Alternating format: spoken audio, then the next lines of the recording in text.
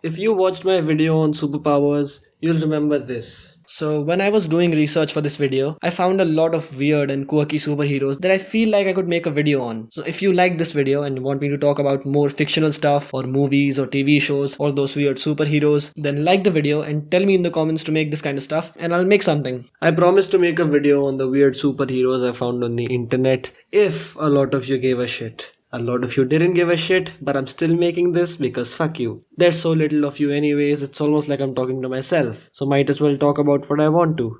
Nowadays, anywhere you see, you can spot a perfect little superhero with perfect little powers and perfect teeth inside a perfect jaw, and all this perfect little perfectness is boring. In this age of Hollywood celebrity overglorification and Photoshop and whole crews dedicated to making the protagonist look good, a little bit of imperfect and weird might just be the diamond in a mountain of coal.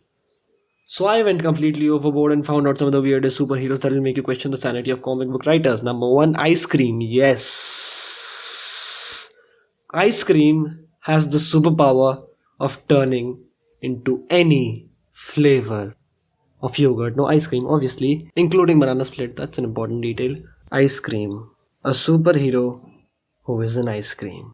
You might think that being an ice cream is a shit ass superpower, but be it the Superman or the Hulk, they're all gonna sweat out their piss in a desert. But for ice cream, Sahara Desert, Thar Desert, some stereotypical Arabian desert, they're all an S away from brotherhood. And you better not underestimate his fighting abilities. Ice Cream had actually decided to destroy the X-Men because their superpowers made his look stupid. He actually managed to sneak into their big ass mansion and he was about to proceed with his plan to destroy the X-Men, but they froze him. I personally feel that they should have believed in him more. I mean, the guy was fighting mockers, hungry babies, yogurt companies, and the sun all alone. All he needed was some good refrigeration and a cold hug. Freezing somebody is kind of like good refrigeration and a cold hug, but a little extreme. Also, we are going to acknowledge that his name is a pun. Even though he could have designed his costume better so that his name was a little more clever, we're not going to shy away from the fact that he tried. And I think that's the essence of ice cream. He tried. Staying in the territory of obvious names, let me introduce you to Arm Fall Off Boy. Arm Fall Off Boy isn't a deep superhero who has a multitude of superpowers and is being misrepresented by his name. He's Arm Fall Off Boy. His arm falls off and he uses it as a club to hit people with.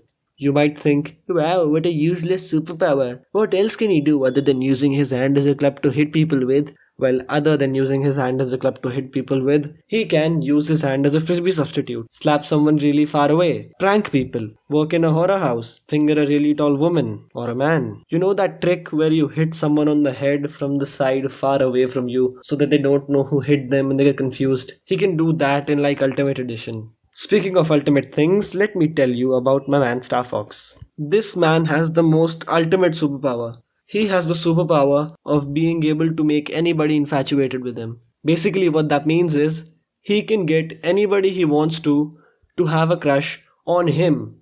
So if he likes, say, the She-Hulk, he can be like, and now She-Hulk loves him. She-Hulk immediately wants to have sex with him. And guess what? He actually did that. He used his superpower to have sex with the She-Hulk. His superpower is like one of those horny deodorant commercials, but it actually works. That's the kind of superpower that everybody wants, but nobody will admit because they look creepy that way. As creepy and weird as it is, it's one practical superpower. He can spend all his life doing nothing but fucking hot chicks and he'll be doing just fine. Speaking of hot chicks, you should meet Ashley Crawford. Ashley Crawford is a supermodel in the day and America in the night. What I mean to say by that is that Ashley has the superpower of adding hundreds of kilos of fat to her body to give herself super strength, become invulnerable, and call herself Big Bertha. Let me tell you this amazing story. Once Big Bertha and Deadpool met, and Deadpool thought she was hot, so she agreed to go on a date with him. When she showed up for the date, she showed up in her slim Ashley Crawford form and Deadpool was a little unhappy. Turns out he was only attracted to her fat Big Bertha form. She gets very angry by this and she lectures him on body positivity and how you shouldn't shame people for how they look. Then Deadpool shows his face and she vomits. Oh, I forgot to tell you, the only way she can transform from her fat form to her slim form is by vomiting. So her superpower is basically an eating disorder with a fast forward button. And I don't mean to mock people with eating disorders. This was made by Marvel. Go sue them. Speaking about eating disorders, let me tell you about another person who seems to have an eating disorder superpower. Meet my man, Matter Eater Lad. He can eat anything. And by anything, I mean anything. He can even eat stuff that is indestructible. He can literally eat Superman. So if Superman was sleeping or something, fucking Matter Eater Lad could actually consume Superman. And he doesn't eat at like normal human pussy speed. He can eat at super speed. So he's gonna eat through Superman like he's a fucking appetizer. I mean, since he can even eat stuff that is indestructible, he can basically eat through any superhero. A superhero who can knock anybody out, so basically someone who knows karate, and Matter Eater Lad together can defeat anybody. When you think about it, Matter Eater Lad could be one of the most powerful superheroes. Who would have thought that a superhero who is basically an exaggerated Chinese man would be able to burp his way through any and every legion of cunts with muscles you throw at him? But he can. Also, Matter Eater Lad is so interesting. Like Batman, I know your parents were killed in an alley. You like bats, you have a lot of money, blah blah blah. But Matter Eater Lad, can you tell me what your shit looks like? I honestly wonder what his shit looks like. Now that's a sentence I thought I would never say. Look, I know grade A under A said this in some fucking video, but if I eat corn for lunch, I get like solid corn kernels in my shit the next morning. So if Matter Eater Lad eats corn for lunch, does he get corn kernels in his shit? If yes, then are there other things that he can't digest properly? Like if he eats stainless steel, does he get ball bearings in his shit? Or is corn the only shit rebel in the universe? If you think, oh, Dozy is so disgusting, he keeps talking about shit, then boy, oh boy, you don't even know what disgusting actually is. This is Maggot. Even the name gives you vomity vibes, doesn't it? Maggot has a digestive system that takes the form of two semi-sentient slugs, which come out of his body and can eat through practically anything at super speeds and digest it through some powerful enzymes they have inside them. Upon doing that, they re-enter his body and provide him with nourishment, which powers one of the many superpowers he has. It's a symbiotic relationship where the slugs keep consuming whatever they can find and provide him with nourishment, while Maggot gives them shelter inside his digestive system. Oh my god, that is fucking disgusting. That is so disgusting. I don't even have the word to describe how disgusting that is. His slugs are called Eenie and Meanie. Aww. Eenie and Meanie come out of his body by eating through his skin.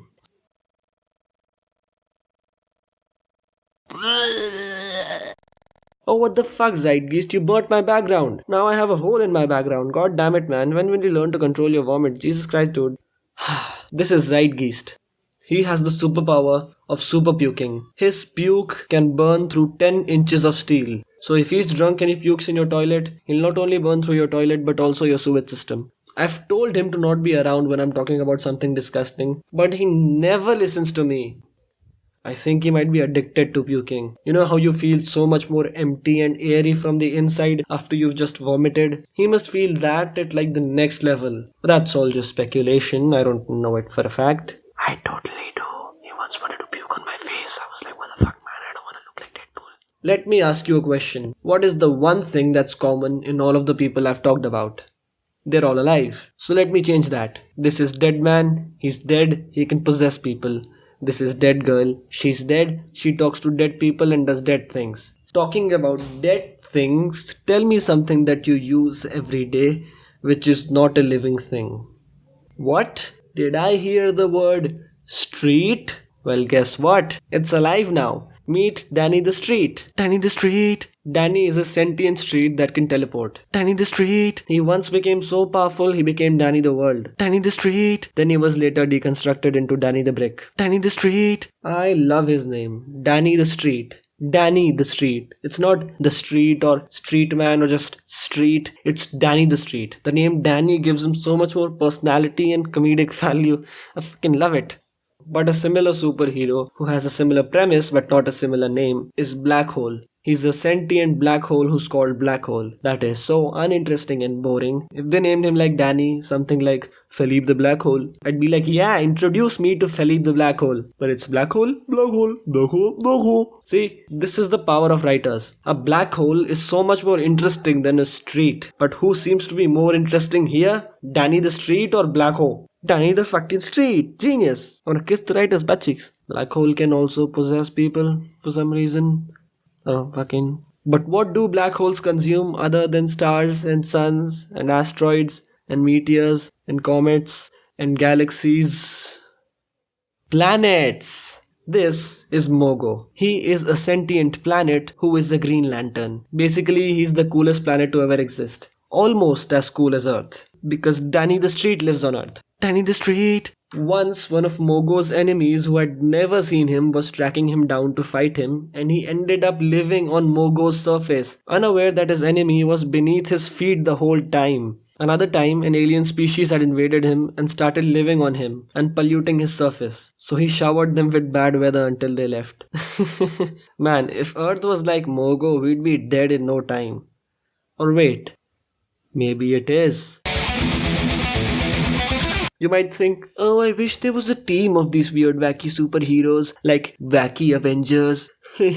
I think you can guess by me mentioning it that already exists. Doom Patrol is the team of weird superheroes that was made by DC Comics. It contains so many wacky and strange superheroes, some of whom I mentioned in this video, and some you don't even know about. Doom Patrol has so many superheroes and rosters and reimaginings that I can't bother to find out everything about them as well. So if you want to find out more about these legends, I'll put some links in the description, I guess. They even had their own animated series or something, like damn. But listen, a word to DC. You guys have been failing colossally at making superhero movies about the mainstream superheroes. Most of your movies are guys with muscles getting angry at other guys with muscles where nobody is laughing and everybody wants to die. What you guys need is some humor. Since you can't squeeze any humor into Batman or Superman, I think you should make a movie on Doom Patrol. I know you have a whole lineup of superhero movies already planned till the end of time, but you could squeeze in Doom Patrol somewhere in between. You already have a shit ton of lore to work with. You won't even need to create new superheroes or new plots. You just need to steal from the comics, just like all your other movies. Plus, Marvel doesn't even have a team of weird superheroes planned out as long as I know. They've created some legendary superheroes, but they can't get ahead of you in this area, unlike everything else. So yeah, take my advice and my cut is 60%.